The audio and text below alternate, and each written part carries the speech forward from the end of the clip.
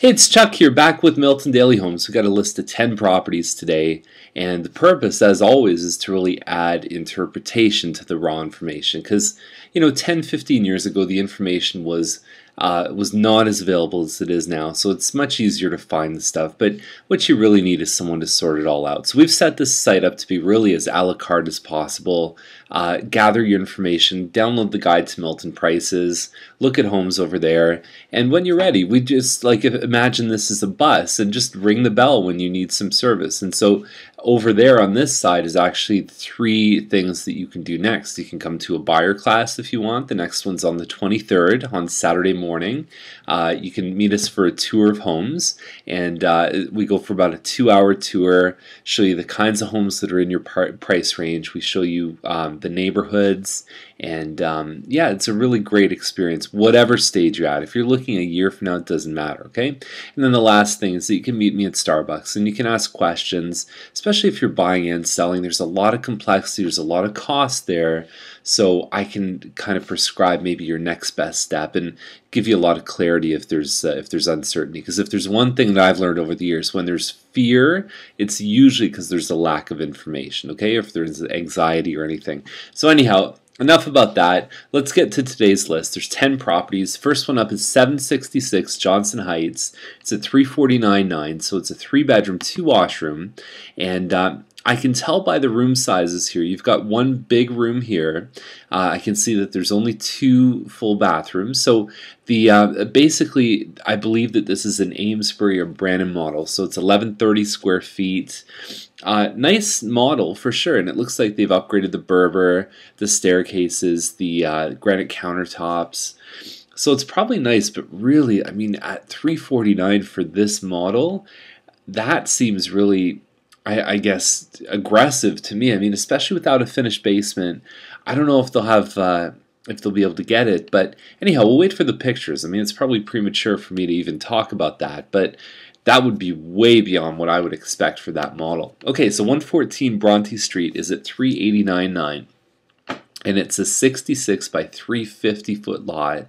And basically, the house is a knockdown. It's a rezone. You could build to suit. There's a lot of different things you could put in multi-residential here. So if you want to do like a 4-plex or do a daycare, there's a lot of things. That's the train tracks right behind here.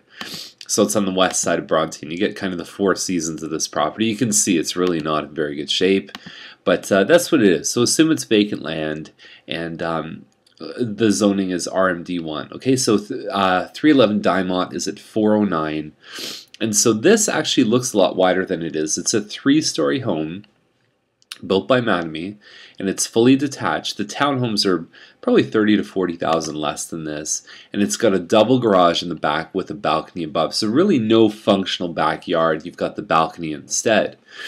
Okay, but you do get the double garage for probably entry point. I mean, 410 is probably the lowest point that you can find a double garage. This layout is a little bit tricky because a lot of them are a lot more open. This one's a little bit more closed. You've got the pass-through window here. I don't know if having any mismatch in your appliances is really helping your cause very much. They do have a fruit bowl, which I like. Hardwood floors throughout, which is great if your kids have allergies or anything like that. So there's your balcony there, and you can see that there's really nothing surrounding the property. So I think it's a fair price given what other ones have sold for, especially with all the wood everywhere. But these can be a little tricky to sell. It takes a certain kind of audience that says, I want detached, I want double garage, but I don't get a lot. That's a little tricky. Okay, so 818 Stark is the next one. It's at 429, and so it's a Spring Ridge model. It's 1,800 square feet, a semi.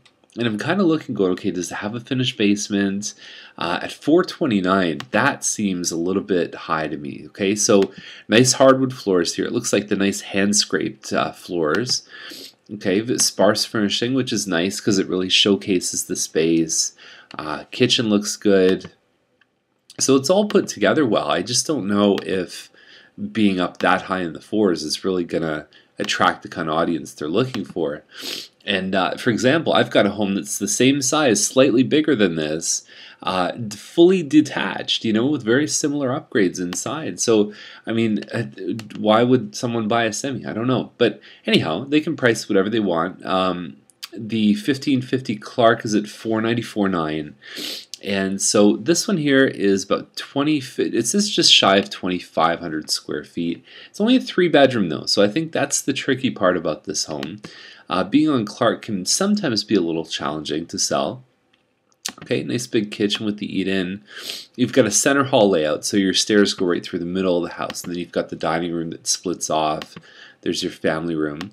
It's a little bit of an office kind of area. So if you're planning on using one of your 4 bedrooms for an office, maybe this one still works. And a nice big front porch and some landscaping. So really for this price, with that double garage, I mean there's homes in the 440s that are selling with single garage, so they're a lot smaller than this. So I think they do have some value, and I think they're probably in the right spot. Okay, so Alexander is at $514,900. And with Alexander, okay, so when you look at where it is, I believe that this home is around the bend, okay, so I think it's on the south side of Alexander. It says on the listing it's the east side, but I'm pretty sure it's here. I did the street map view, and so you've got this little bit of a ravine back here, and you can see the little sort of stream that comes through. Now there's the train tracks right there, and there's James Snow, so you do hear a little bit of noise here, and you do get the train noise. So it's kind of that plus minus. You get the privacy, but you also have that factor. Now, I know a lot of people, I've talked about this on Daily Homes, where they, living close to train tracks, after a little while, they don't even notice it. I don't know. I've never lived that myself. I grew up in Etobicoke, and we had planes flying over, and I suppose over time I didn't really even pay attention to those too. So maybe there's some logic to that. Or maybe it's not logical at all, but it still makes sense. So patterned concrete driveway here, that's beautiful there. So that definitely reaffirms that it's on the south side. You can see the train tracks there. But that's a great picture. That's something that you could really imagine yourself living. Inside, you've got the fireplace. That window's great for natural light, and they've got the California shutters. What it prevents those is putting your TV above the fireplace. And so the flooring's been updated. I mean, really, what does that show? It doesn't show anything. It doesn't give you a sense for the room. There's the kitchen there. And then just beside, you've got the eat-in area. Okay, so they've done some wainscoting on the walls here, too. And it's very nice. I've sold this model before. I think it's about 2,300 square feet. So that's a good price for this home. I think they priced it bang on. 1036 Freeman is at $539,900. So I like the punch of those garage doors. And you can see they've done the interlock throughout the front here too. So lots of work. This I believe is called a Juniper model. So there's a small room in the front. I've seen people use this as an office too. Whenever you have the living dining separate, you see a lot of creative uses, especially of the living room. Okay, so some pillars there, California shutters. You get a wine rack just off to the side. Good functional kitchen, lots of counter space. The glass cabinets in the corner. Got that nice ceiling effect on this one here too. The rooms are all nice size. Now what they did was they actually converted this to a 3-bedroom, which I think is going to hurt them. It's really hard. I mean, they said, well, you could just put a closet in, but most people have a tough time imagining that process if it's not overt. So anyhow, I mean, it's got the space up there to do that. I don't know. I mean, it's got the deeper lot. It's the Sundial home, same as this one on Vickerman here. This one's at $585, so 1020 Vickerman. You're talking about over 3,000 square feet, kind of a natural oak floor, and yeah, I think that with this one here, what you're really getting is probably the most square footage for your money. In addition to that, you're getting the privacy of having the green space behind. Now, I don't know if I'd call it privacy. I mean, there's a little bit of a hill, and then there's a walking path here too.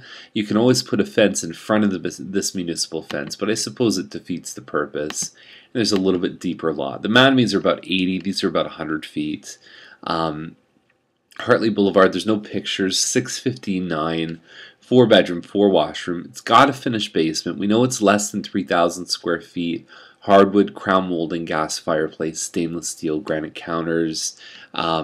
So it probably looks pretty nice. I think that if the basement's done really well, they might have a shot here. And if it's closer to 3,000 square feet. Now 273 Swindale is at 649.9, and so it's a 4-bedroom, 4-washroom, and a little bit of the homemade picture, very open concept here. Everything looks nice. Yeah, I mean, it's a tough price range to sell up in the 6s right now, and you really have to stand out. So I think that this one doesn't list the square footage. I think it would have to be well into the 3,000s if they want to compete. Now, the last thing I wanted to point out is they said over $10,000 spent on window coverings and blinds. That is one of the least kind of return items that you can imagine. People are never going to pay you $10,000 for what's on your windows. It's such a personal thing, and it's something that if they're really that expensive, you may want to consider taking them because the money just is not there, and it's a very low return on investment. Okay, so anyhow, it's that's the end of our list, and feel free to take us up on one of those 3 options just to the side. And if not, have a great day and continue watching Milton Daily Homes. We'll see you tomorrow. Okay, bye for now.